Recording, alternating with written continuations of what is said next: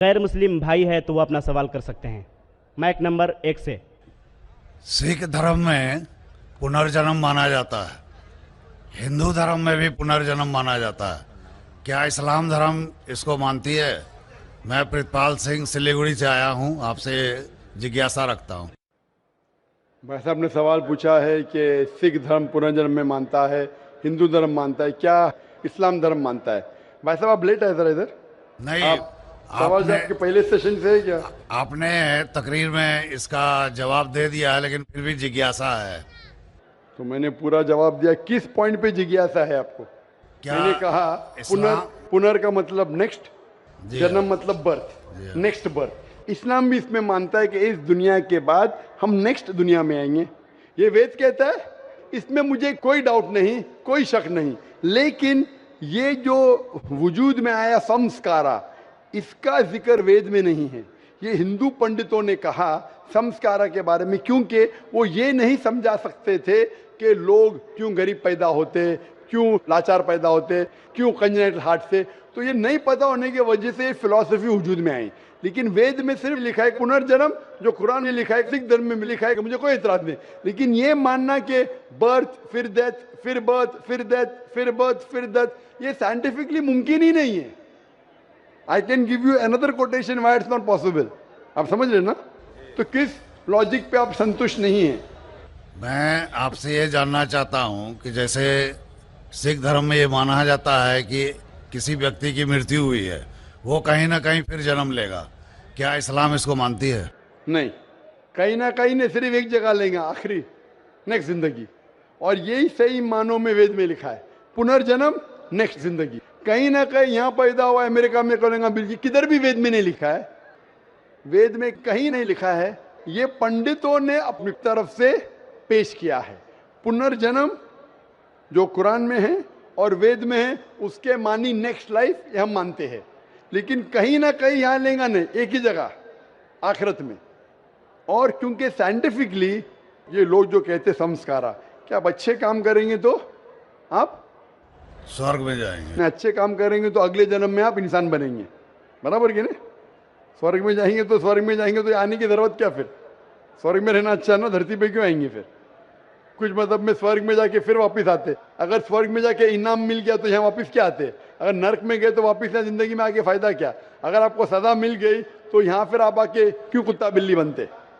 अगर आप देखेंगे आज दुनिया में क्राइम बढ़ रहा है क्या घट रहा है? बढ़ रहा है। बढ़ रहा है। आप मानते ना? मैं भी मानता हूँ। ये जो फिलॉसफी संस्कारा की, अगर बुरे काम करेगा इंसान तो अगले इसमें वो बनेगा लेस, अच्छे काम करेगा तो बनेगा इंसान। क्राइम जब बढ़ रही है, इंसान की तादाद बढ़ रही है क्या घट रही है? मेरे समझ से तो घटनी चाहिए। लेकिन नहीं घट रही है, उसका मतलब लॉजिक गलत है ना आपकी? जी हाँ। बराबर। तो ये लॉजिक है ना, आप मान गए तो कबूल करो। अभी जो पुनर्जन्म है वेद में, सिखिज्म में, इस्लाम में यकसा है। क्या अगले बार जिएंगे, एक बार मरेंगे, अगली बार आपका हिसाब किताब होगा, डे ऑफ जजमेंट। और फिर आप हिसाब किताब के हिसाब से जैसे आपने अमाल किए, जैसे आपने कर्म किए इस दुनिया में, उस तरीके से आप स्वर्ग या नरक में जाएंगे। Hope the answer the question. अस्सलाम वालेकुम व्यूवर्स, मैं हूं आपका मेज़बान रिजवानुल अंसारी और एक नई वीडियो के साथ आपकी खिदमत में हाज़िर हूं। दोस्तों, आज की इस वीडियो में एक सिख ने जब डॉक्टर जाकिर नाइक साहब से ये सवाल पूछा कि क्या ऐसा मुमकिन है कि इंसान जब मरता है तो वो दोबारा किसी और शक्ल में इस दुनिया के अंदर दोबारा से जन्म लेता हो, और अगर ऐसा होता है तो इस्लाम इसके बारे में क्या कहता है? इसे पुनर्जन्म कहते हैं। तो डॉक्टर जाकिर नाइक साहब ने उसको बड़ी तफसील से ये बताया कि पुनर्जन्म का या दोबारा मुख्तलिफ़ शक्लों के साथ इसी दुनिया की ज़िंदगी में पैदा होना, ये इस्लाम का कॉन्सेप्ट नहीं है। और अगर इस्लाम के अलावा किसी मज़ाहब में ये बात हुई है तो असल में उससे भी मुराद वो नहीं जो कि आम आवाम समझती है, बल्कि उससे भी मुराद आखिरत की ज़िंदगी के बारे में ही बताया गया है।